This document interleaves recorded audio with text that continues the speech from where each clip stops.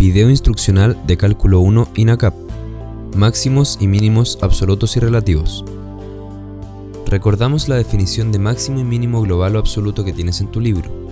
Diremos que f, que va desde el intervalo abierto a b en los reales, tiene un máximo global en x igual a x sub 0 si para todo x en a, b, f de x sub 0 es mayor o igual que f de x. Diremos que f, que va desde el intervalo abierto a b en los reales, tiene un mínimo global en x igual a x sub 0 si para todo x en a, b, f de x sub 0 es menor o igual a f de x. Por otro lado, la definición de extremos locales, a los que también se llama extremos relativos, está dada por sea D el dominio de la función f que contiene el punto C. Diremos que f de C es un valor máximo local si existe un intervalo abierto a, b que contiene a C, tal que f de C es el valor máximo de f en el intervalo abierto a, b.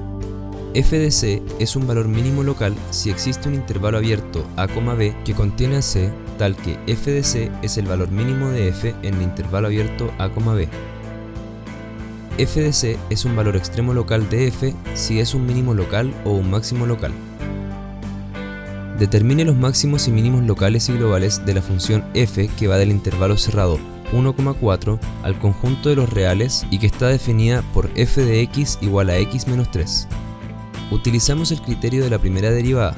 Tenemos que a la izquierda de x igual a 3 la derivada es negativa y a su derecha es positiva, por lo que el punto crítico es efectivamente un extremo y en este caso es un mínimo local.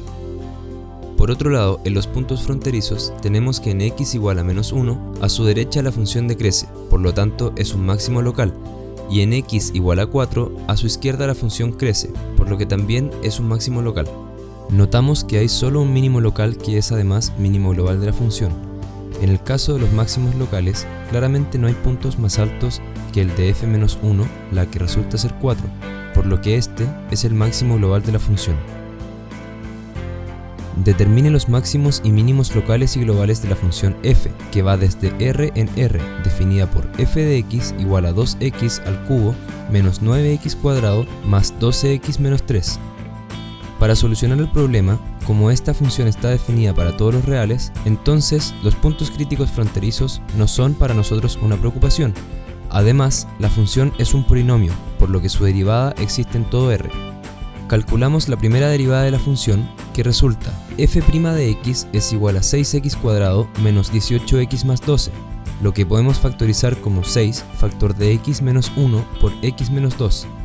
Las soluciones de la ecuación f' de x igual a 0 son x igual a 1 y x igual a 2.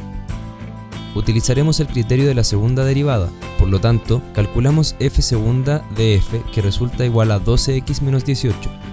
F segunda evaluada en 1 resulta menos 6. El criterio de la segunda derivada dice que si este valor es negativo, entonces en ese valor de x se genera un máximo local, que en este caso es f de 1, es decir, 2. Además, f segunda evaluada en 2 resulta 6, el cual, al ser positivo, informa que en 2 se genera un mínimo local de f, que es f de 2, lo que corresponde a 1. Ninguno de estos puntos es un extremo global, pues como sabemos, una función cúbica no está acotada.